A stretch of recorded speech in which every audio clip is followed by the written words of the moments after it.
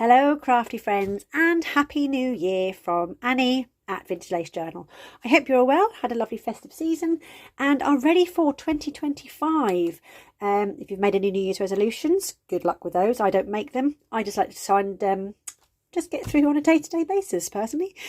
Now, I'm here today to do a video because I am taking part in a Junk Journal January 2025. And I do the Junk Journal January every year. This is my one from last year, and it's just a lovely little thing to get you into journaling every day. I find January one of these months, it's kind of like a little bit of a slumpy month, back to work, back to busyness, and yeah, this just gives you little prompts. So this was last year's one, and you just do what you want to do with that prompt, however, you know, it kind of like makes you feel whatever kind of inspiration you get from that prompt. And this is my one from last year. I did too many pages, or did I not finish? Probably the latter. But you can do what you want when you want. You don't have to do it daily. You can do it whenever you want to do it. There's no pressure. And this is hosted by Meg Journals, and I'll link her channel below. And she has a different collaborator each day throughout the month that will go through each one of these prompts. And as you can see here, this is the prompts for 2025. So there it is, Meg Journals, or just use the hashtag Junk Journal January, which is what I'll be putting my videos under. And yeah, it's kind of like, it's just a nice little fun project. Like I said, there's no kind of like you have to do it, you have to get your projects in on time, just go at your own speed. Now if you're new to junk journaling also, this is a really good way for you to get into making your very first journal. And as you can see here, which looks like an absolute complete load of mess, this is the junk that I'm going to use to make my journal. Now, I usually do these, I mean, this one's kind of like, I'm going to put this back on inches, 8.5 inches by 5.5 inches. So that's quite a big journal. Now this year I'm going to use this envelope. This was a padded envelope. It's been kind of like through the middle a little bit, and it's not as padded as it was before. But this is going to create the basis of my junk journal. And what I'm going to do is I'm going to stick this flap down to start off with. So just going to come in with some stick glue, and this will create the cover. Now, if you can see for prompt 1, which is why I'm doing this today, I'm making my journal and I'm doing my cover, which is prompt 1, all in one. So this is my envelope, which I will then fold in half. And super simply, that has created the cover for my junk journal. Okay, now this will be covered as part of my make for number 1. So I'm just going to put that to one side at the minute. But what I am going to do is I'm going to make sure that everything I've got will fit inside this. So obviously I've got some music paper here. If I then was to fold this in half, it's too big to go in my journal. So what I then do is just come in and roughly mark with a pencil all of these bits and pieces and bits of paper. So that's going to be there. And I don't want to stick out the side, so I'm going to do that roughly to about there. Now what I do is I create one inside part that I can then make all of my other pages roughly the same size. Now they don't have to be the same size. And I'll show you why. Got to put my mark then. So roughly I don't want anything bigger than this, however they can be smaller. So for instance in my junk journal, this bit is smaller, this bit was bigger, so they were all different kind of sizes in here. So I had paper bags and bits of ripped paper. This little bit obviously was a tiny little bit of vellum. So you can use whatever you want to use. Okay, so I'm just going to move all this out of the way, so if I've got a space to actually work in. And obviously any little bits that I chop off, I personally keep these to go for scraps, and they can be used when you're doing clusters and things like that. But I know that everything I have doesn't want to be any bigger than this size. And obviously it's a journal page a day, so you need at least 31 pages. Now if you're counting this, each side would be a day. So 1, 2, 3 and 4. However, like I said before, I do put more pages in because I do tend to kind of over make it. Now I've got here some paper that I'd printed off for a project and never got used, so I can put that on there. And again, it's a different size, but it doesn't matter. It kind of makes these pages what they are. I've also got here a pharmacy bag. Now these make nice pages because they can double up as a pocket, and on the back one you can double it up as a tuck spot or another pocket if you glue the size down. So these are quite fun things to use. So prescription bags I like to use, and that's good because it doesn't go outside of my little bit that side. So what I might just do is fold that over a bit more there. Make sure everything's got a really nice crease.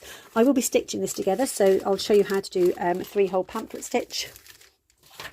I've then got some book page, and again, don't mind that being a different size. Old envelopes. So this again will make another little window. So I'm going to fold this just so it's above the actual window there, and that too will make a nice page. I've got some old book pages, so these are out of the flower book, so I'm going to tuck that in there. Oh, I found this in a book. How cool is this? I think I'm going to be using this on my actual cover. I just found this in a book and I was like, perfect for my junk journal cover, which I'll show in a little while. Again, a different type of page. It doesn't matter if the images on your page aren't the right way, because a lot of the time you'll be covering these up anyway. So another little book page. I'm going to pop that in there. And then I've got some good old trusty Amazon packaging. So get this in a lot before Christmas time. So I'm just going to fold that as it's like this, and then bring in my book page so I know that it needs to be cut roughly about there. I'm going to make sure that's straight.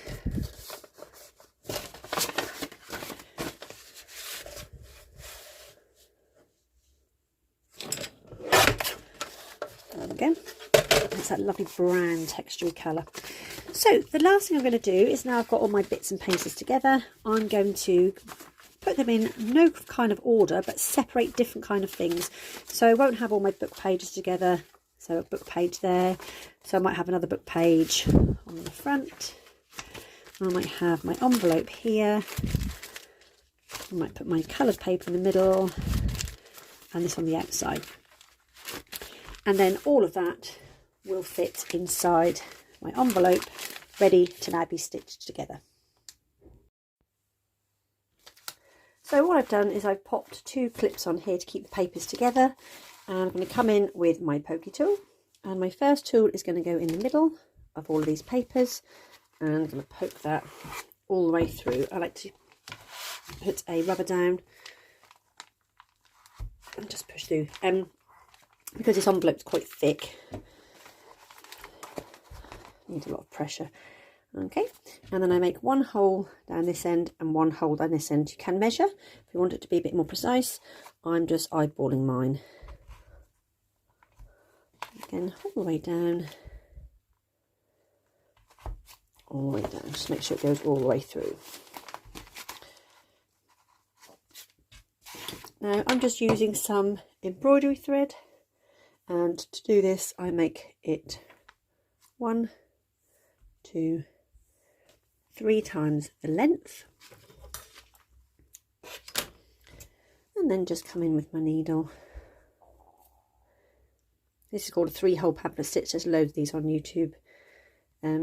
So we go, this is obviously the inside of my book. I'm going to go in the middle hole all the way through to the outside, and then make sure you leave yourself a little bit of a tail just in here. I'm going to put my thumb on that. You then go back in from the outside, so that hole you've just poked, you come back in through it.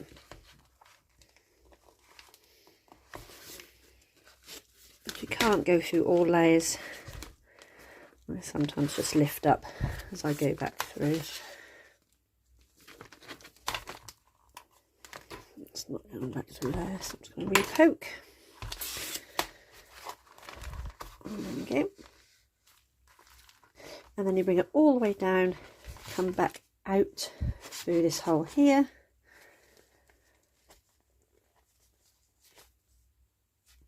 There we go. And then finally, turning it over, going to back through the middle hole, which I went out of in the first place. Hopefully, if my needle will find its way through.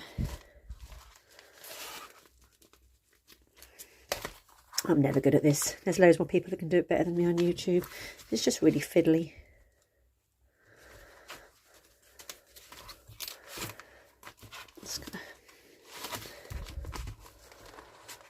I think it's because this envelope on the outside is so thick.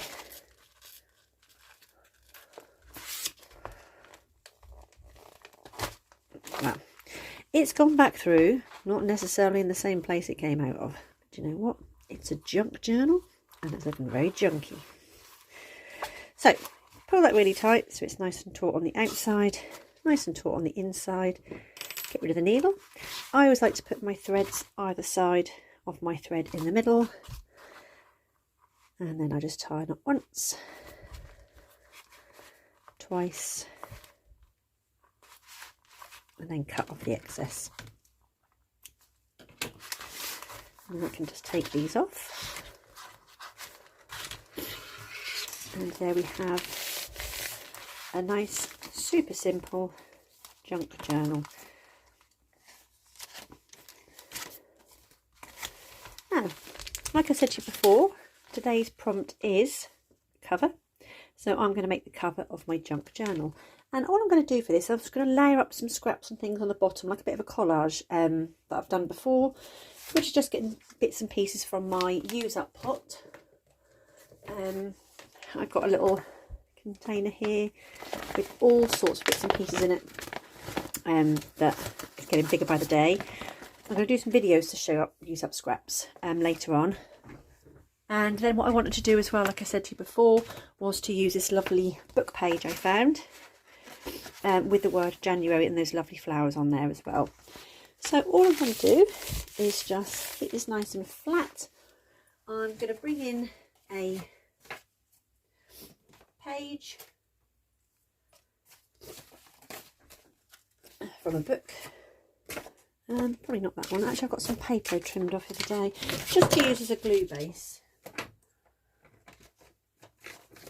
And a glue stick. So all I'm going to do is go into my scraps and just start pulling bits and pieces out. I'm just layering up. I'm not going to cover everything. Obviously, it's nice to have that kind of envelope going through at the same time. I'm just going to just do it as and where I think I'd like little bits.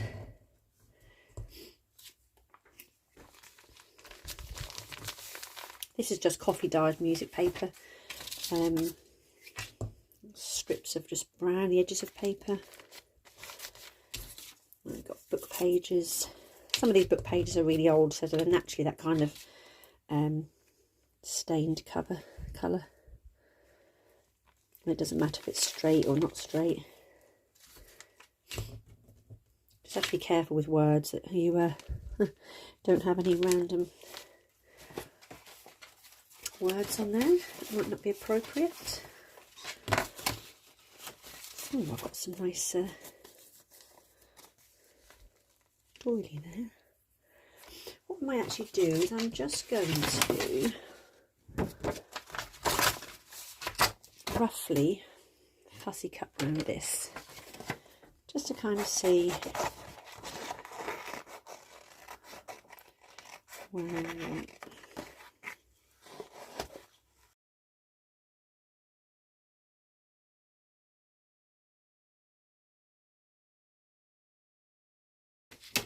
There we go. So I know roughly what size I'm looking for now on the page.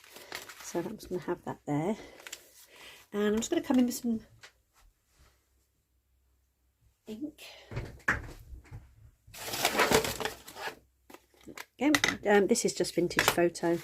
And I'm just going to go around the edges just to take away that glary whiteness.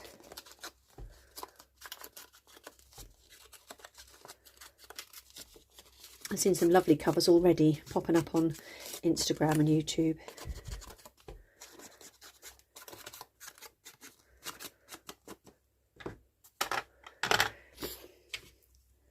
So I think I'm going to have that actually there. So I'm going to have something coming out of here, which I might put that doily there.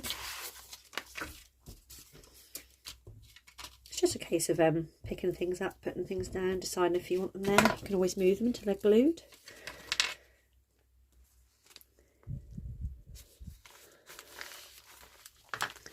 And just bring in that ink just over the edges again, just to lift those.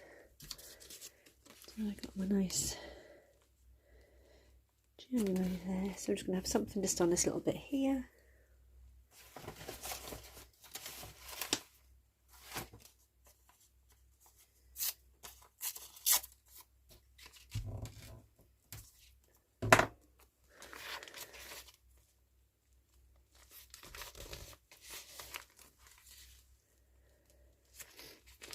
And just a little something to cover up that mark there.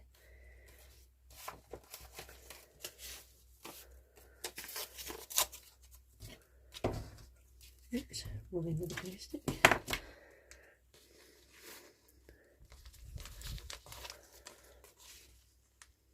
Perfect. And then all I might actually do is just on something else write Junk Journal January. I think I'm just going to come around just to see what it looks like with my ink, just to grunge these edges up a little bit. And it's quite nice because it's an old envelope. It's got those kind of like natural wrinkles on it anyway, so the ink picks up there.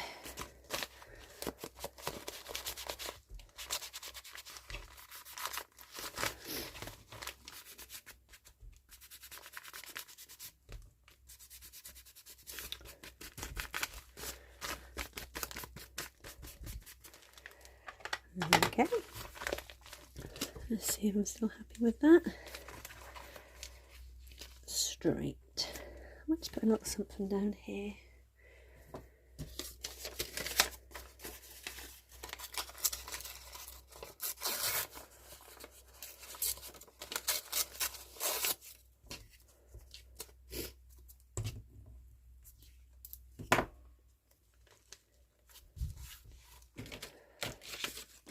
I cut one of the flowers off.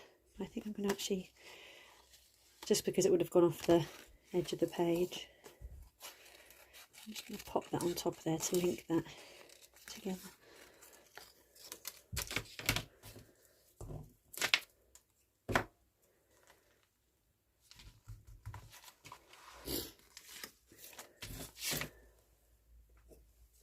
I'm just going to come in with a wet glue. I've got this Collal all-purpose glue just to stick this down because it's quite bumpy, and I don't want it coming off. So I know glue sticks are great for flat paper, but I do want this to last.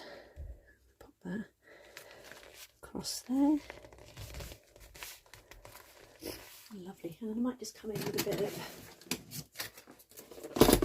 of lace or trim. This quite like that across there,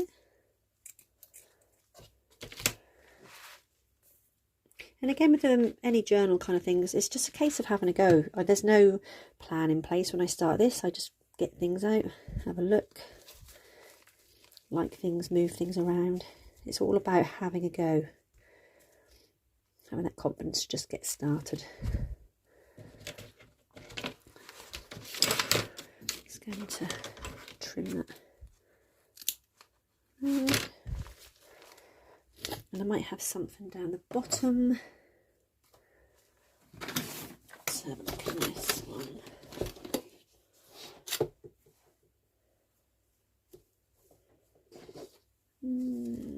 actually this one's got my lovely laces in. I've won these in a raffle, the little kind of like mini suitcases.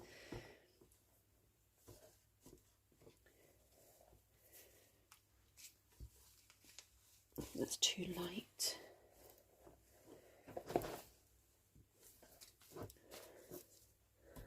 There's that little bit there.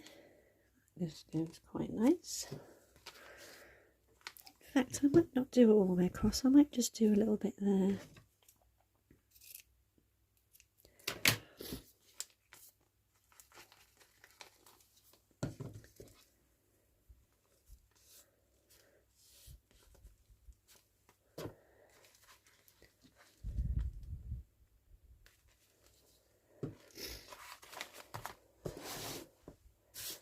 There we go.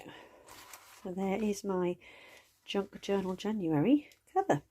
And all I'm going to do is on the inside, where this is going to be, I'm probably just going to do the same kind of thing, a little bit of collage and around the outside. And then I'll pop my list in there. So 1st of January, day 1 is done. Tomorrow, which works out really well, is envelope. And look, couldn't have planned that better if I tried. So what I might do is make a slit along here and put something inside the envelope and then decorate around it. So if you're joining in with the Junk Journal January, follow the hashtag Junk Journal January. I'll pop, like I said, Meg's channel below, who's hosting it.